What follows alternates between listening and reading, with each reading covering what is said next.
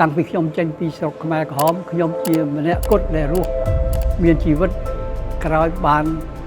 រស់នៅក្រោមរបបខ្មែរក្រហមគ្រួសារខ្ញុំ18នាក់មានម៉ែឪមានបងប្អូនបង្កើតបងប្អូនជាដូនមួយមានកូនខ្ញុំ3នាក់ប្រពន្ធខ្ញុំភរិយាខ្ញុំគឺថាទាំងអស់គ្នាស្លាប់ឬក៏បាត់ខ្លួនទាំងអស់18នាក់ហ្នឹងនៅសល់តែខ្ញុំម្នាក់ដូច្នេះហើយខ្ញុំតាំងចិត្តថាបើខ្ញុំរត់រួចពីពួកពេលហ្នឹងពេលចុងក្រោយគឺថាមិនច្បាស់ជារត់រួចទេពីពួកពេលហ្នឹងគឺឆ្នាំ1977បើខ្ញុំមិនរត់ចេញមកទេគឺថាពេលនោះខ្ញុំអាចស្លាប់ដោយជំងឺស្លាប់ដោយអត់បាយឬក៏ស្លាប់ដោយគេរកឃើញខ្ញុំជាវិស្វករពួកដឹងហើយថានៅរបបបែកក្រមគេរិះរកបញ្ញវន្តដើម្បីកំទេចចោលបានចាប់ពីនោះមកគឺខ្ញុំតាំងចិត្តតែត្រូវតែចេញសក្ខីកម្មមួយឲ្យខ្មែរយើងដឹងឲ្យពិភពលោកដឹងហើយពេលនោះចង់ឲ្យពិភពលោកទៅជួយស្រុកខ្មែរយើងពីព្រោះកាលនោះនៅជាប់ខ្មែរក្រហមមកឡើយទេប៉ុន្តែវាគឺថាជាកាតព្វកិច្ចរបស់ខ្ញុំដើម្បីសរសេរសៀវភៅហ្នឹងបាទ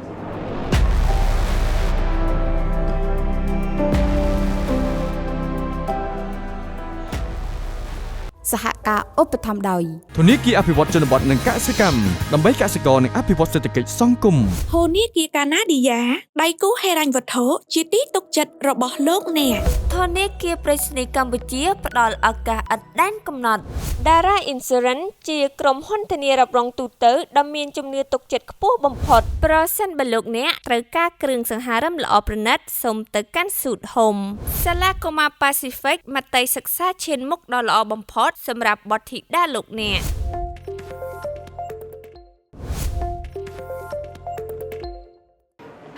ខ្ញុំឈ្មោះពិនយ៉ាថៃ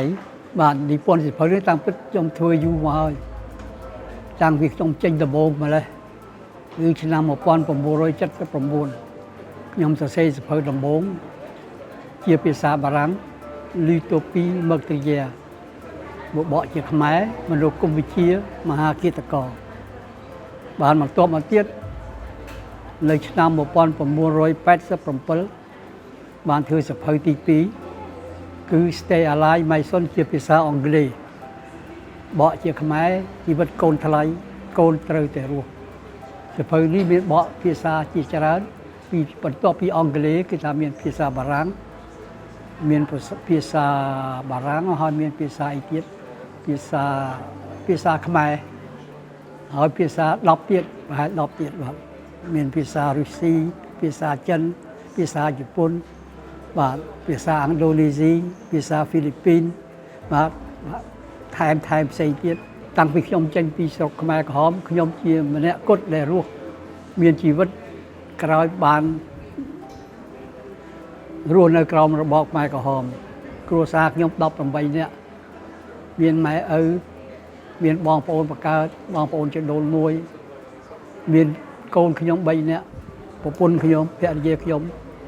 គឺថាទាំងអស់គ្នាស្លាប់ឬក៏បាត់ខ្លួនទាំងអស់18នាក់ហ្នឹងនៅសល់តែខ្ញុំម្នាក់ដូច្នេះហើយខ្ញុំតាំងចិត្តថាបើខ្ញុំរត់រួចពីពួកពេលហ្នឹងពេលចុងក្រោយគឺថាមិនច្បាស់ជារត់រួចទេពីពួកពេលហ្នឹងគឺឆ្នាំ1977បើខ្ញុំមិនរត់ចេញមកទេគឺថាពេលនោះខ្ញុំអាចស្លាប់ដោយជំងឺស្លាប់ដោយអត់បាយឬក៏ស្លាប់ដោយគេរកឃើញខ្ញុំជាវិស្វករពួកដឹងហើយថានៅរបបបែកក្រមគេរិះរកបញ្ញវន្តដើម្បីកំទេចចោល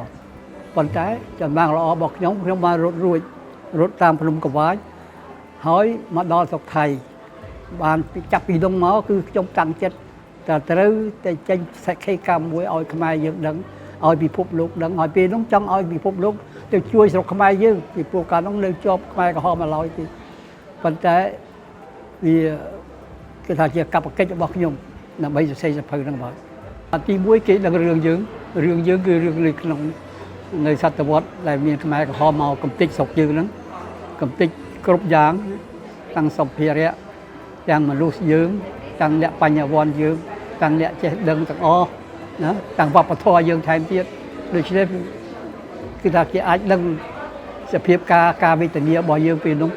យ៉ាងម៉េចបាទហើយគេអាចឲ្យយើងដឹងបន្តមកទៀតអំពីការពិវត្តបច្ចុប្បន្នគឺថាថ្ងៃក្រោយទៅគេស្គាល់ស្រុកយើងខ្លាំងមែនទែនបាទខ្ញុំមិនភ្លេចទេគឺថាគាត់បានមកស្រុកខ្មែរយើងលេង ហើយគាត់ឃើញសភៅហ្នឹងគាត់ទិញយកទៅមើលដល់គាត់មើលចប់ហើយគាត់ពេញចិត្តខ្លាំងមែនទែនហើយគាត់បានតាក់ទងខ្ញុំដែលពេលនោះខ្ញុំនៅស្រុកបារាំងហើយគាត់ទៅយកទៅធ្វើស្អីមួយពេលនោះខ្ញុំអត់ដឹងថាគាត់យកទៅធ្វើអីទេដល់ក្រោយមកបានជម្រាបគាត់បដាពីប្រហែល10ឆ្នាំមុនខ្ញុំថាឆ្នាំពួកខ្ញុំមិនភ្លេចទេប្រហែលឆ្នាំ2013ដែលបានគាត់តាក់ទងខ្ញុំនោះមកហើយបន្ទាប់មកគាត់យករឿងក្នុងនោះយកទៅធ្វើខ្ញុំអត់ដឹងថាគាត់យកទៅធ្វើអីទេពីព្រោះគាត់ដំបូងគាត់ចង់ថាយកទៅធ្វើភាពយន្តគាត់ដល់ក្រោយមកទៀតគាត់នឹកឃើញគាត់ទៅធ្វើបច្ចេកទេសអីមួយថ្មីហើយបច្ចេកទេសថ្មីហ្នឹងដូចថាពិភពនិមិត្តហ្នឹងតាមគំនិតរបស់គាត់ហ្នឹងគឺថាមើលទៅហ្នឹងគឺថាឲ្យយើងចូលក្នុងរូបរាងខ្ញុំនៅក្នុងរឿងហ្នឹងដល់បងហើយយើងតើយើងរស់នៅយ៉ាងម៉េចតើគំនិតយើងយ៉ាងម៉េចដូរគំនិតឬក៏យើងចង់ពេលជួបឧបសគ្គមួយទៅធ្វើយ៉ាងម៉េចពេលហ្នឹងគឺថាអ្នកដែលនៅខាងក្នុងរឿងហ្នឹងគាត់អាចលោគំនិតគាត់ចាត់ចែងដូចខ្ញុំឬក៏ខុសពីខ្ញុំហើយបើខុសពីខ្ញុំវាទៅយ៉ាងម៉េចទៅទៀត ធនាគារកាណាឌីយ៉ាដៃគូហិរញ្ញវត្ថុជាទីទុកចិត្តរបស់លោកអ្នក